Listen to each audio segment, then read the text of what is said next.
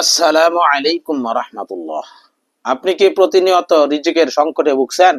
অনেক পরিশ্রম করার পরেও কি সংসারে বরকত পাচ্ছেন না? অভাব যেন পিছু ছাড়ছেই না। চিন্তা করবেন না, মহান আল্লাহ তাআলা আমাদের পবিত্র কোরআনে এমন একটি শক্তিশালী সূরার কথা বলেছেন, যা নিয়মিত আমল করলে আপনার জীবনের সব অভাব দূর হয়ে যাবে এবং রিজিকের দরজা এমনভাবে খুলে যাবে যা আপনি কল্পনাও করতে পারবেন না। আজ আমরা কোরআন ও হাদিসের আলোকে সেই অলৌকিক সূরাটি সম্পর্কে জানব। ভিডিওটি স্কিপ না করে শেষ পর্যন্ত দেখতে থাকুন। প্রিয় দর্শক শ্রোতাবিন্দু, চলতে ফিরতে, উঠতে বসতে বা প্রতিদিন রাতে আপনি যে সূরাটি বেশি বেশি পাঠ করবেন সেটি হলো পবিত্র কোরআনের 56 নম্বর সূরা, সূরা আল ওয়াকিয়া। রাসূলুল্লাহ সাল্লাল্লাহু আলাইহি ওয়াসাল্লাম এই সূরাটিকে ধনী হওয়ার সূরা বা অভাব মুক্তির মাধ্যম হিসেবে উল্লেখ করেছেন।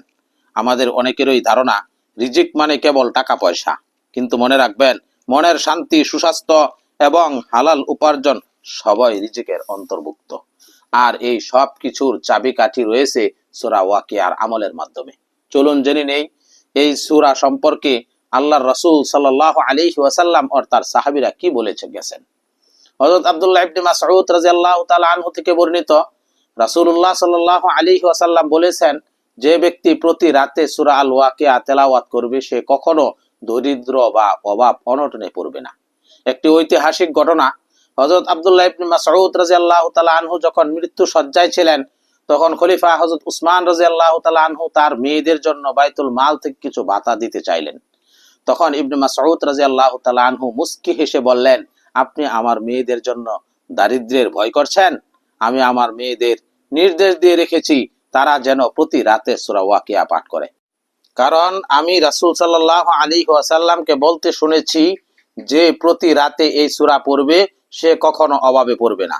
এই সূরার বরকত পেতে হলে আপনাকে নিয়মিত এবং বিশ্বাসের সাথে আমল করতে হবে। আমলের নিয়মটি খুবই সহজ। সবচেয়ে উত্তম সময় হলো প্রতিদিন এশার নামাজের পর ঘুমাতে যাওয়ার আগে সূরা ওয়াকিয়া একবার তেলাওয়াত করা। চলতে ফিরতে এবং আপনার যদি সূরাটি মুখস্থ থাকে, তবে সারাদিন ব্যবসা প্রতিষ্ঠানে যাওয়ার সময়, রান্না করার সময় বা অবসরে মনে মনে এটি তেলাওয়াত করতে পারেন। প্রিয় দর্শক, ইসলামে আমাদের অলস হয়ে বসে থাকতে শেখায় না। তাই হালাল উপার্জনের জন্য সর্বোচ্চ চেষ্টা করুন। 5 ওয়াক্ত নামাজ সময় মতো আদায় করুন এবং পাশাপাশি সূরা ওয়াকিয়ার এই আমলটি জারি রাখুন। ইনশাআল্লাহ আল্লাহ তাআলা আপনার সমস্ত অভাব দূর করে দিবেন এবং আপনার রিজিকে কল্পনাতীত বরকত দান করবেন। আল্লাহ তাআলা আমাদের সবাইকে এই আমলটি করার তৌফিক দান করুন। আমিন।